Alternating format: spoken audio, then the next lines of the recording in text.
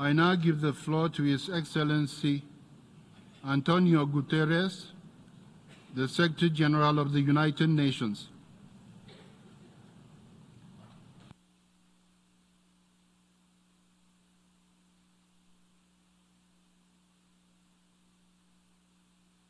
Mr. President of the General Assembly, Excellencies, ladies and gentlemen, welcome to the Summit of the Future. I thank the co-facilitators, the former and current presidents of the General Assembly and all member states for their strong engagement, creativity and spirit of compromise, and all my colleagues for their invaluable efforts over the past 3 years. We are here to bring multilateralism back from the brink. I called for this summit to consider deep reforms to make global institutions more legitimate, fair and effective based on the values of the UN Charter. I called for this summit because 21st century challenges require 21st century solutions, frameworks that are networked and inclusive and that draw on the expertise of all of humanity. I called for this summit because our world is heading off the rails and we need tough decisions to get back on track. Conflicts are raging and multiplying, from the Middle East to Ukraine and Sudan with no end in sight. Our collective security system is threatened by geopolitical divides, nuclear posturing, and the development of new weapons and theaters of war. Resources that could bring opportunities and hope are invested in death and destruction. Huge inequalities are a brake on sustainable development. Many developing countries are drowning in debt and unable to support their people.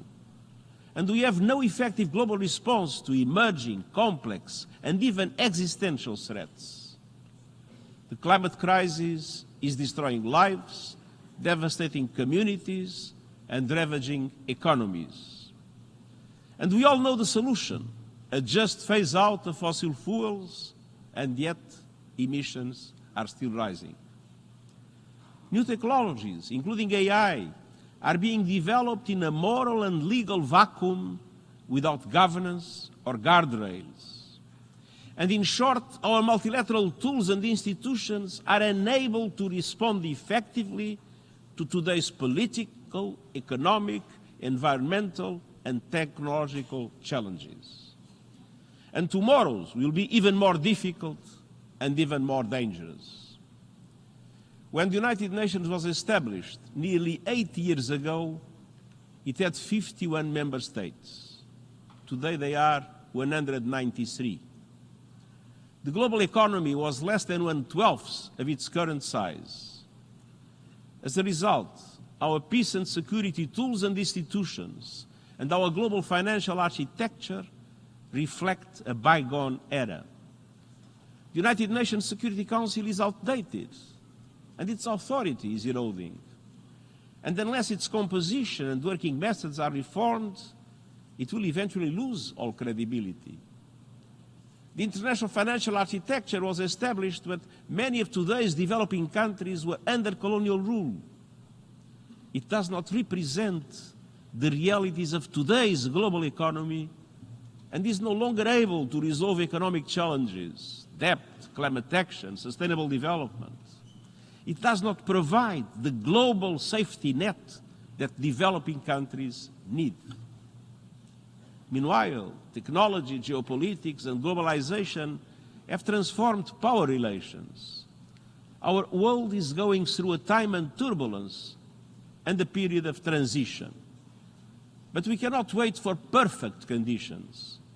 We must take the first decisive steps towards updating and reforming international cooperation and make it more networked, more fair, and more inclusive now. And today, thanks to your efforts, we have. Excellencies, ladies and gentlemen, the Pact for the Future, the Global Digital Compact, and the Declaration on Future Generations open pathways to new possibilities and opportunities. On peace and security, they promise a breakthrough on reforms to make the Security Council more reflective of today's world, addressing the historic underrepresentation of Africa, Asia-Pacific, and Latin America. They lay the foundations for a more agile peace-building commission and for a fundamental review of peace operations to make them fit for the conditions they face. They represent the first agreed multilateral support for nuclear disarmament in more than a decade. They recognize the changing nature of conflict and commit to steps to prevent an arms race in outer space and to govern the use of lethal autonomous weapons. They include measures to mount an immediate and coordinated response to complex global shocks. On sustainable development, these agreements represent major progress towards groundbreaking reforms of the international financial architecture. They will help to make its institutions more representative of today's world, capable of mounting a stronger response to today's challenges, and able to provide an effective global safety net for developing countries at a time when many of them are suffocating in debt and unable to make progress on the SDGs.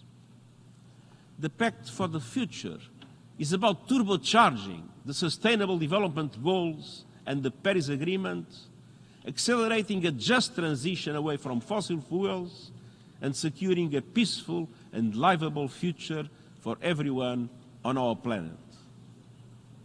It includes a groundbreaking commitment by governments to listen to young people and include them in decision-making at the national and global levels. And it commits to stronger partnerships with civil society, the private sector, local and regional authorities, and more.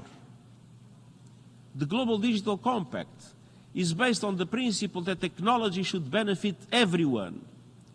It includes the first truly universal agreement on the international governance of artificial intelligence.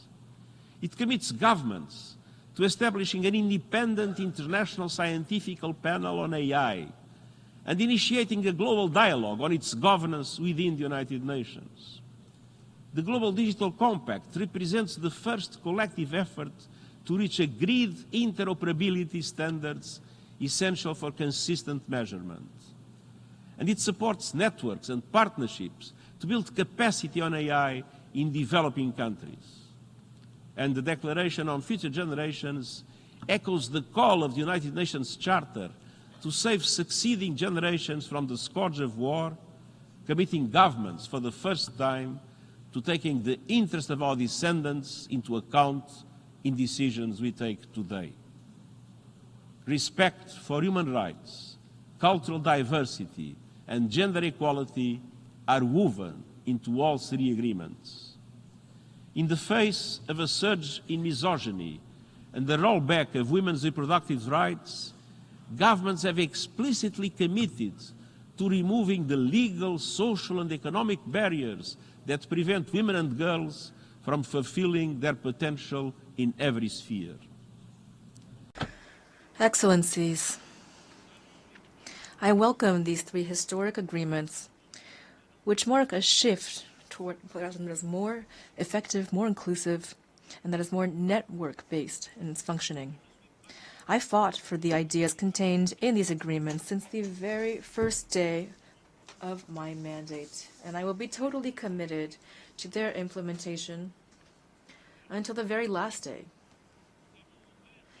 We have unlocked the door. Now it is our common responsibility to walk through it. That requires not just agreement, but action. And today, I challenge you to take that action, to implement the Pact for the Future by prioritizing dialogue and negotiation, ending the wars that are tearing our world apart, and reforming the composition and working mechanisms of the Security Council, to accelerate reforms of the international financial system, including at next year's conference on financing for development. To put humanity's best interests at the front and center of new technologies. Our success or failure hinges not on the adoption of agreements, but on our actions and their impact on the lives of the people that we serve. Excellencies, throughout my life, whether as an activist or at the United Nations, I have learned that people never agree on the past. To rebuild trust, we must start from the present and look toward the future. Throughout the world, people are hoping for a future of peace, dignity, and prosperity. They're crying out for global action to solve the climate crisis, tackle inequality, and address new and emerging risks that threaten everyone. And they see the United Nations as being essential to solving these challenges. All this was confirmed during the past 2 inspirational action days. The Summit of the Future sets a course toward international cooperation that can meet their expectations. Now we're taking these first important steps together, and I congratulate all member states for playing their part. Now, let's get to work. Thank you.